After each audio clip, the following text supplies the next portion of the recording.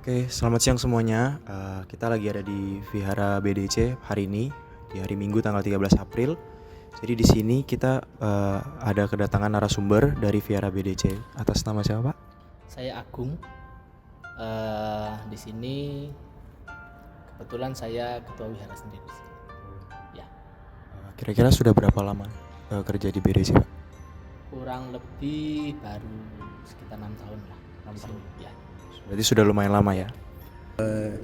Saya Kenneth dari kelompok 1 ya. Bapak kan sudah termasuk cukup lama kan ya, 6 tahun. Mungkin Bapak tahu apa sih filosofinya dari namanya Vihara Budayana Dharma Wira Center ini? Filosofinya ya. Awalnya dibangun dulu ya, kan. Saya cerita dulu ya. Awal dulu kan dibangun sekitar tahun 2008. Dan dinamakan Wihara BDC atau Budayana Dharma Wira Center. Kenapa kok ada Dharma Wira dan Center itu? Awalnya dulu itu filosofinya dibangun wihara ini adalah untuk memfasilitasi para mahasiswa yang beragama Buddha untuk mencari ilmu agama Buddha di wihara ini. Nah, jadi kita menyediakan wihara ya atau tempat untuk menggali dhamma ya untuk mahasiswa-mahasiswa yang ada di sekitar wihara BDC-nya ini ya, contohnya Upaya, ITS atau manapun yang ingin mereka bingung mau ibadah di mana atau mencari ilmu tentang agama Buddha di mana ya kesini. Gitu filosofinya pertama kali. Menurut Bapak, kira-kira di Vihara ini sih kebanyakan yang paling aktif berpartisipasi itu di kalangan apa? Kemungkinan kayak Gen Z, orang yang sudah tua atau yang nggak terlalu tua atau gimana gitu? Dalam acara-acara tertentu ya.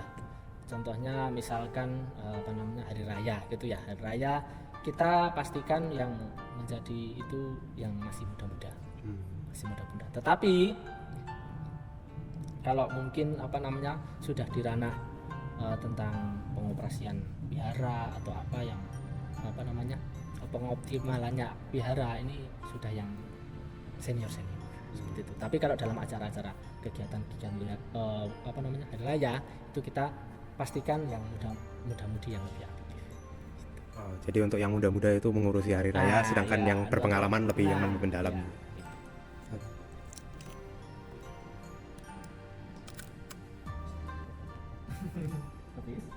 Ada lagi?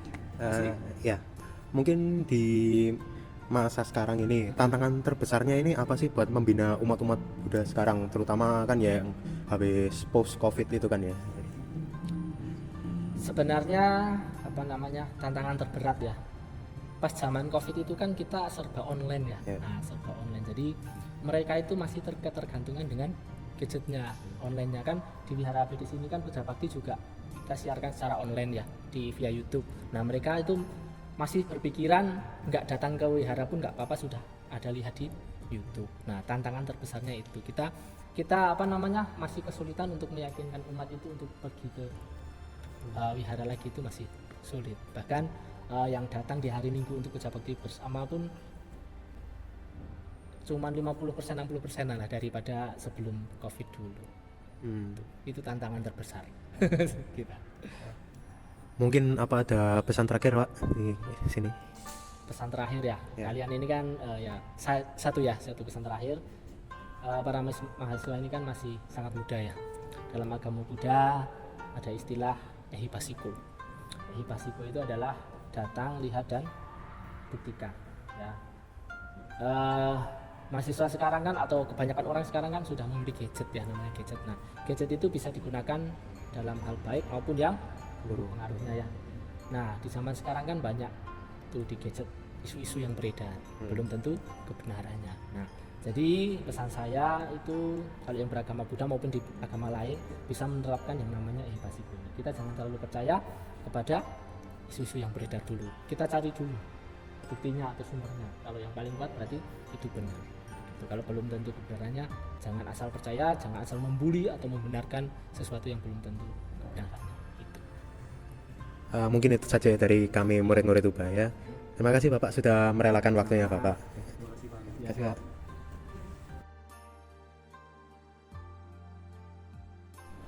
Jadi menurut saya kesadaran mahasiswa dalam mengikuti kegiatan agama masihlah sangat kurang. Karena sepengalaman saya saat saya mengikuti eh, kebaktian umumnya itu, saya tidak melihat satupun remaja yang mengikutinya selain aku. Saya Fernando, dan menurut saya Hipasiko adalah ajaran Buddha yang membuat kita itu nggak asal percaya atau terima mentah-mentah dengan isu atau fenomena yang terjadi masa sekarang, bahkan juga pada ajaran Buddha sendiri. Dan sebagai mahasiswa, karena saya dituntut lebih kritis, maka Hipasiko ini adalah landasan atau acuan yang penting bagi saya. Hal yang saya dapatkan kemarin ketika saya datang ke Vihara BDC adalah kita sebagai anak muda, walaupun lebih mengerti tentang penggunaan teknologi seperti gadget, tetap saja kita tidak boleh menelan mentah-mentah informasi yang sudah tersebar di media sosial karena informasi tersebut belum tentu dapat dipastikan kebenarannya atau faktanya. Jadi Wihara BDC ini juga menarik partisipan yang bukan beragama Buddha. Nah, mungkin bisa lebih ditingkatkan lagi promosi seperti poster, spanduk yang lebih besar maupun bazar agar menarik masyarakat luas agar mengetahui Wihara BDC ini. Refleksi yang saya dapatkan dengan kunjungan saya dan kelompok saya ke Wihara BDC mungkin salah satunya saya mempelajari bahwa agama Buddha itu memiliki banyak sekali aliran dan bahasa. Aliran yang seperti agama Budayana, Theravada, atau lain sebagainya.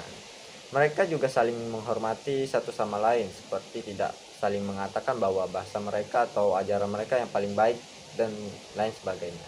Saya Kenneth, dan yang saya dapatkan dari kunjungan ke BDC kemarin itu, bahwa meskipun vihara ini tempatnya bagus, mereka itu masih mengalami kesulitan untuk berpindah ke dunia online, dan juga kurang-kurangnya remaja-remaja yang seumuran kita ini yang membantu anggota-anggotanya di sana.